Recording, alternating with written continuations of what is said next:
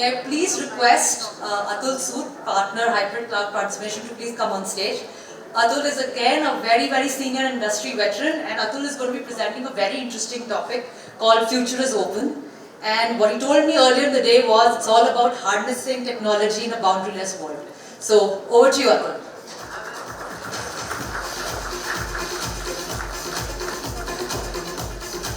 Thank you, Namrata. Thanks a lot. And good evening to all of you. It's my pleasure and it's my privilege to share IBM's insights on Future is Open, powered by Resilient Agility. So let's straight away dive into this topic. Since 2004, IBM's Institute for Business Value has been publishing studies on the top priorities and challenges for the global chief executive officers. And in the last 3 years, a very interesting trend has emerged. Technology factors and regulatory factors have occupied slot number 1 and 2 respectively. Now, this is a sign of times where these are at the forefront of all the discussions we have had. And earlier in the day, Kamal alluded to the fact that the accelerated digitalization, along with a hyper focus on regulatory compliance, is making this change to the number 1 and number 2 slot. So let's look at it. What are the implications of it? Now, the next study that we did, it showed that the CEOs today are relying increasingly on technology and data leaders. Now, you can see it on the chart that the CIOs, it's actually more than double in terms of how much they are engaged at the board level. If you look at it from the CDO perspective, it's up 80%. If you look at it from the CISO perspective, it's almost close to about 400%.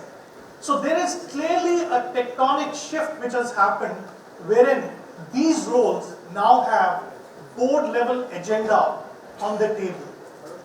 So if these roles have a board level agenda on the table, what is it that this newfound proximity for these roles with the CEO is asking them to do? Our research tells us that they are being asked to balance two very opposing thoughts: being resilient and being agile at the very same time.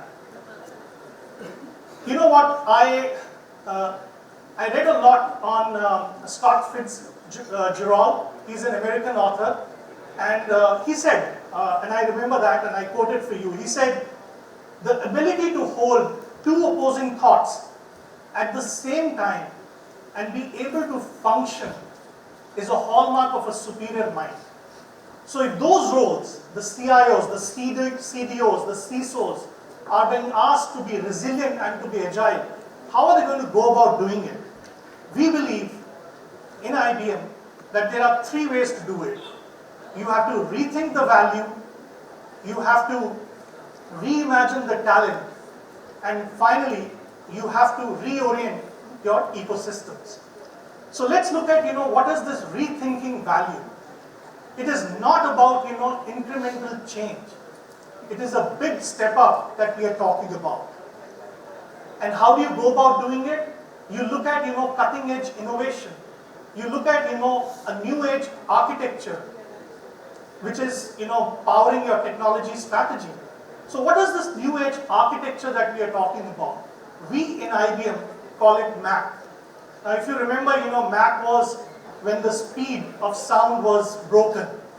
Mach 1, Mach 1.2, and so on and so forth. Similarly, we believe that the Mach-inspired architecture is going to really help our customers get that step-up change rather than incremental change.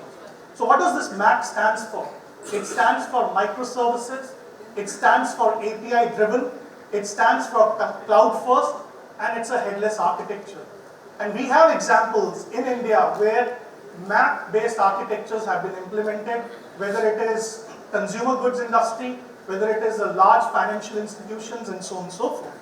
And I personally have worked and delivered projects with clients where we have worked on developing software 50% faster, 30% cheaper, and with 50% less defects.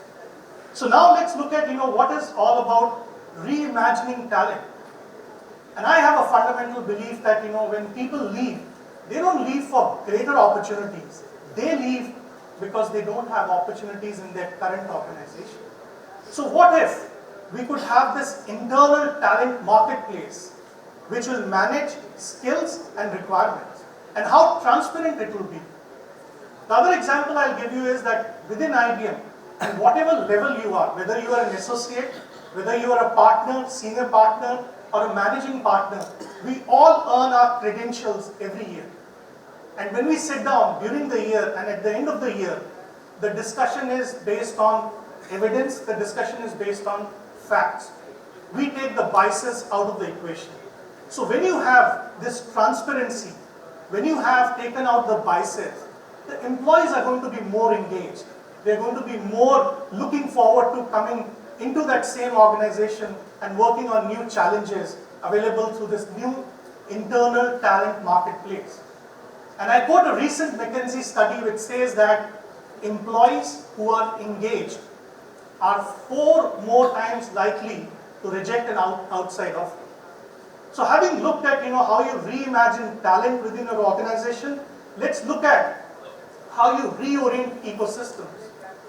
I've had the pleasure of listening to Professor Sunil Gupta from Harvard Business School a lot, and he has done seminal work on ecosystems. And now, after many case studies that he has published, there's one which strikes really close to me, and that is, how he has built a very strong correlation between Amazon's valuation and its journey from being an online retailer to a marketplace to a platform. And our own study, IBM study, shows a strong growth of platforms and business models in the last 4 years, as is alluded on the chart. So ladies and gentlemen, we live in interesting times. The roles that you all perform are being asked to do 2 very difficult things: resilience and agility. And you could do that by rethinking your models, reorienting the talent, reorienting the ecosystems, and reimagining the talent.